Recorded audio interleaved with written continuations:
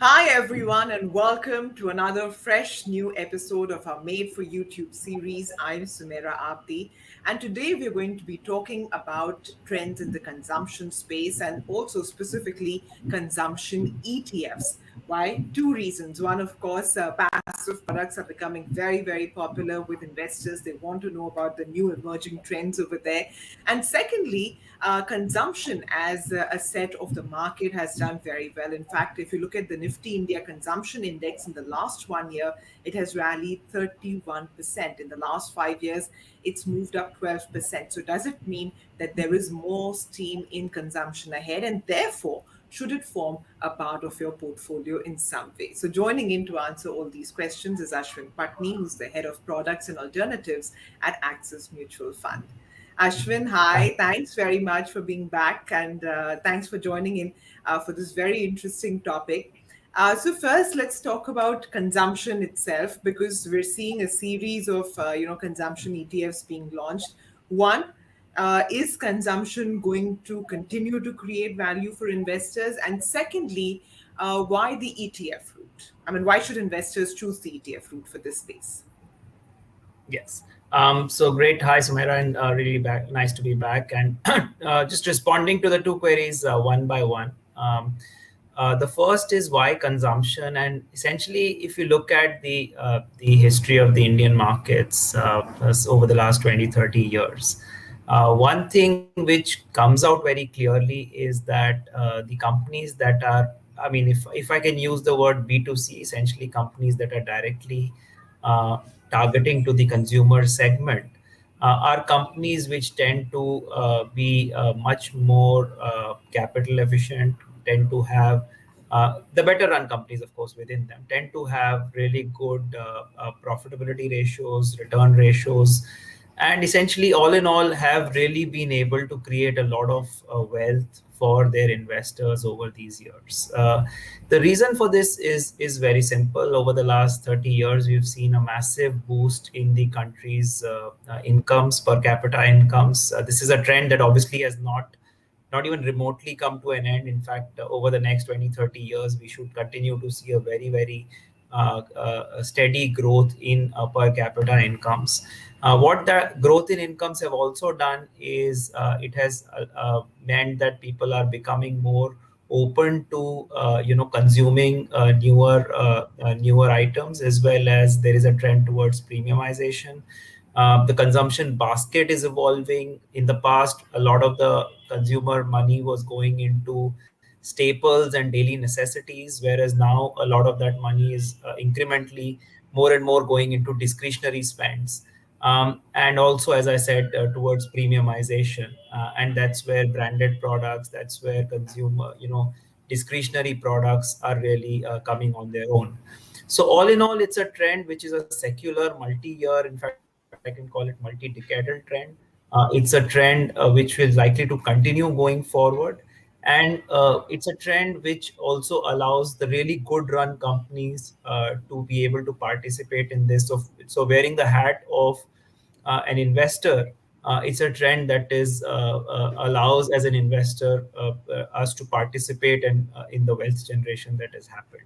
So all in all, that's to respond to your question. That's the reason why we are very excited to come up with a consumption-oriented product. I would also like to just add a nuance about the product itself, which is that there have been historically narrower products which are more focused on the FMCG theme. FMCG, what is popularly known, otherwise, you can call them consumer staples or the daily necessities.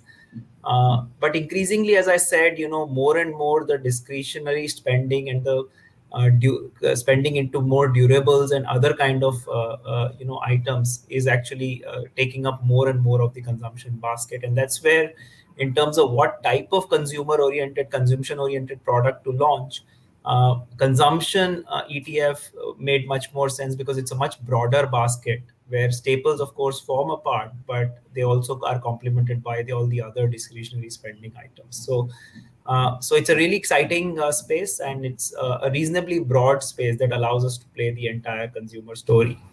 Coming to the second part of your question, which is on the ETF.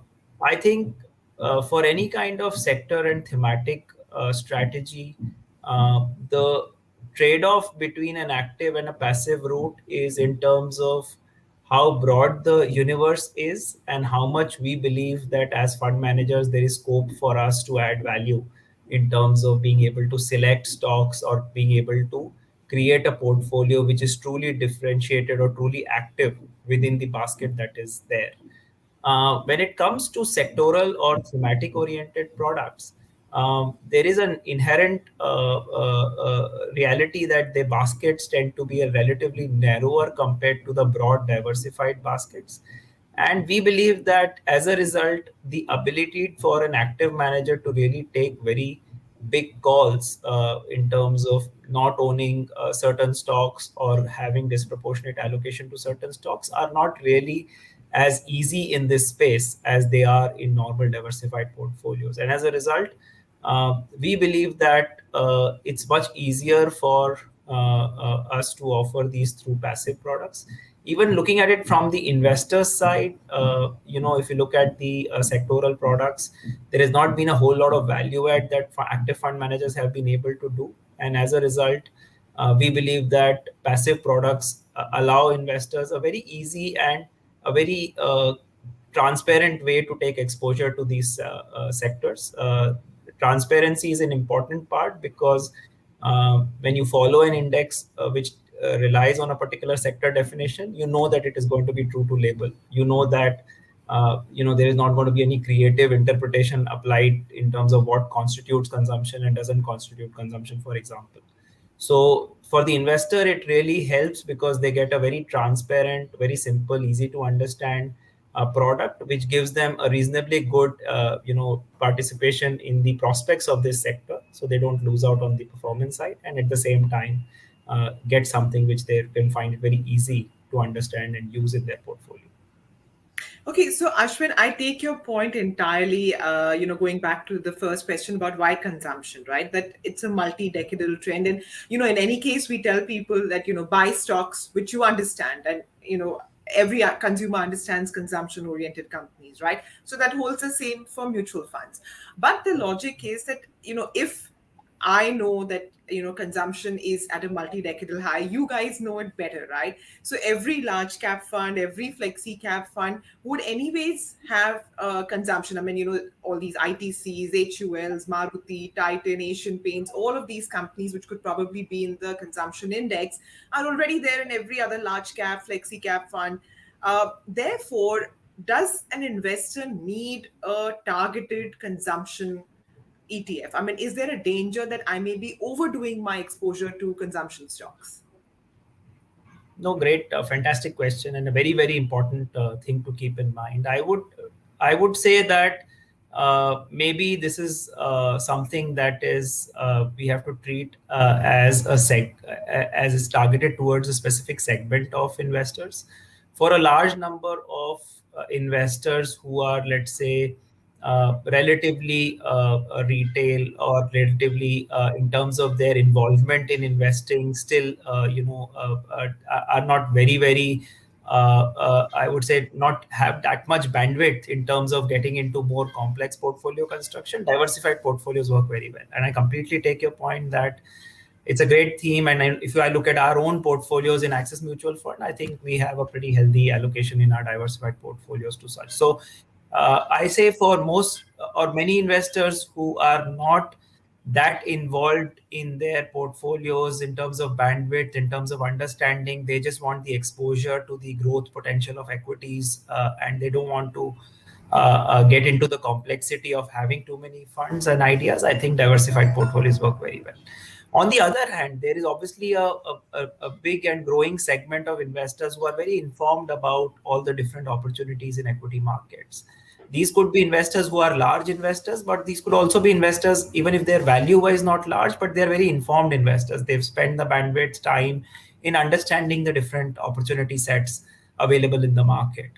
And a product like this is really more suited for those type of investors because many of them have strong views on what sectors or themes may do well, and they may want to take an extra exposure to. So the way it can work for some of these investors is, if you look at the baskets which are possible, and just looking again at Axis, there are different sectoral baskets, right? There could be healthcare, there could be consumption, there could be IT technology oriented, or let's say financials oriented. Just talking about the four big baskets from the market perspective.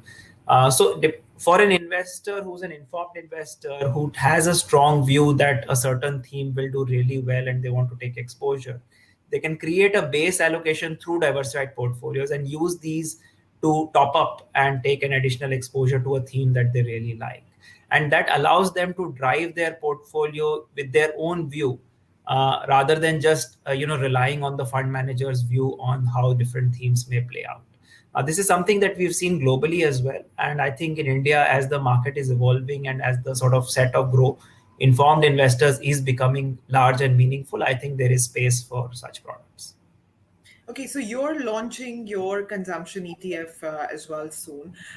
As an investor, how do I know how to differentiate between the various consumption ETFs? I mean, because in ETF space, anyways, they're tracking the index, right? So, is there a differentiator, or do I look at just the pedigree of the AMC and decide? I think the biggest advantage of a passive product is that it's complete transparency. So to that extent, that whichever be the product, if Axis is launching a product which is tracking a particular index, and another AMC has launched another product which is tracking the same index, that you're going to, at the end of the day, get a portfolio which will be by and large similar. So that is obviously a big advantage. Equally, from an investor's perspective, to answer your question, how do you differentiate? I think two, three things come to mind. One is looking at the pedigree of the AMC, definitely, in terms of whether we have a large enough basket across of passive products to choose from, which means also that how we are executing our baskets, are we able to deliver performance which is closely tracking the underlying index? Are we able to deliver a portfolio which is closely tracking the underlying index as well? So that is basically, I would say, the efficiency of execution. Point number two is how are we able to provide liquidity for the ETFs? Because for ETF, one very important element also is that they trade as a secondary units on the exchange. So in terms of the liquidity, are you able to execute, buy, sell these units of these ETFs closer to their NAV on the exchange? And thirdly, it is an important consideration, which is the expense ratio, in terms of, because if all else being equal, expense ratio will affect directly the net returns to the investors. So these are the two, three things that I would suggest investors to look at. But the good news with passives is that if there are two or three reasonably well-run products, and you choose one over the other, it's not like there is a dramatic difference between them, to be absolutely honest. Okay, Ashwin, next question, purely out of curiosity. The one of the highest weights on the consumption index is ITC. Now, I know Axis has a very, very strong ESG philosophy.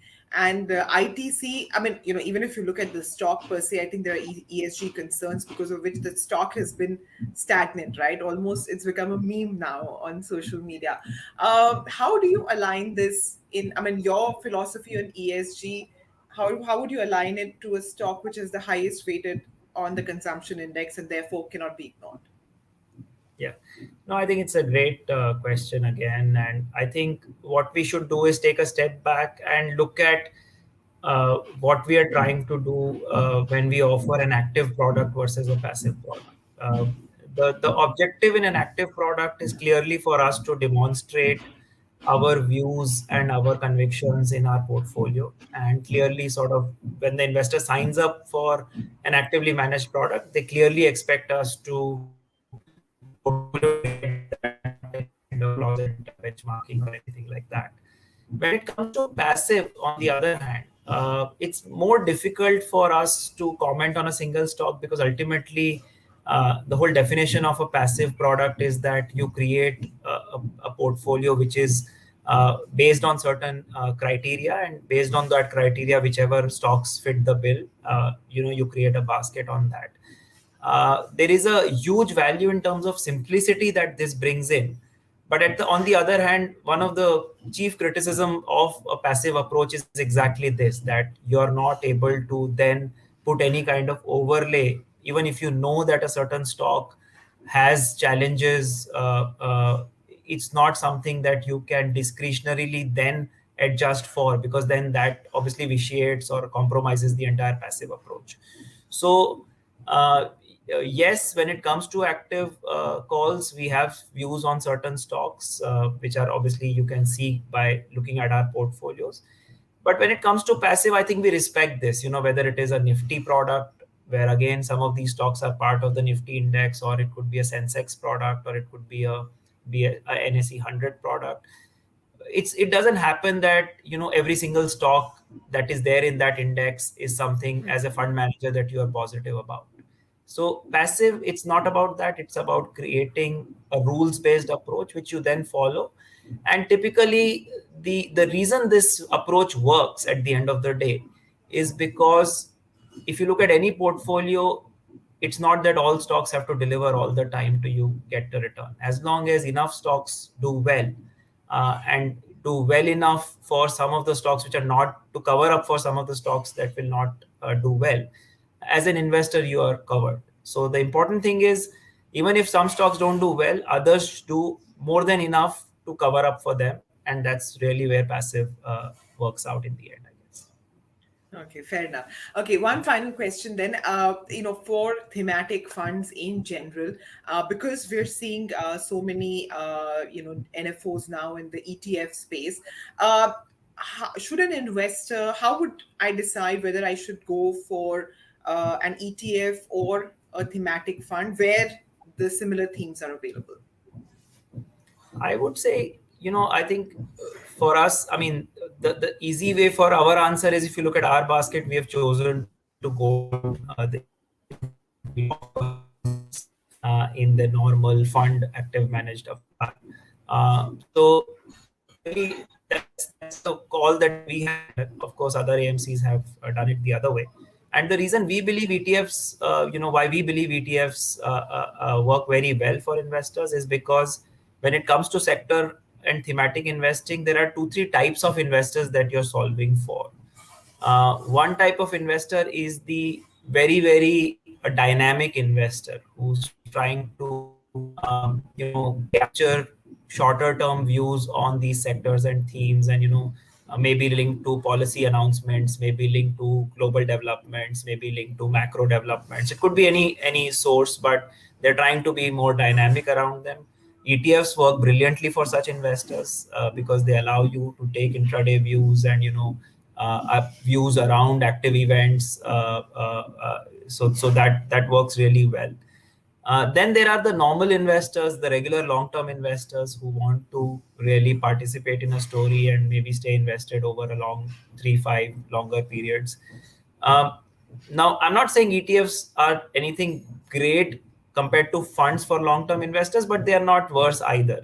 So the reason ETFs therefore work is they are at best on par with other options for long-term investors, but they offer an additional tool for more dynamic investors as well. And that's why from a usability perspective, we think that they are more usable. I also mentioned earlier in one of your response to one of your earlier questions is that I don't think there is much scope to add value from an active managed approach. So even the active versus passive part, when it comes to a sector, a relatively narrower sector or thematic product, it is not easy, and therefore passive works pretty well. So if you combine these two, where we think that passive works well over active in such kind of products, and the ETF structure offers the advantage where the more dynamic investors can also participate. That's the reason why we think this is a great way of offering these products in the market. Yeah, not to mention that thematic funds are amongst the most expensive also. Okay, Ash. Yes, a very important point. I should have captured that. I think expense ratios, I mean, over time, they do add up. And I think Yeah. that's something that investors should be aware of. Ashwin, thank you very, very much for joining in and all the very best with your NFL. Thank you so much. All right, so with that, we've come to the end of this episode. We hope you enjoyed it and found it useful. Do send in your comments and suggestions. We look forward to hearing from you. And if you have suggestions for things that you'd like us to talk about in future episodes, do send in those as well. Thanks very much for watching. Stay safe.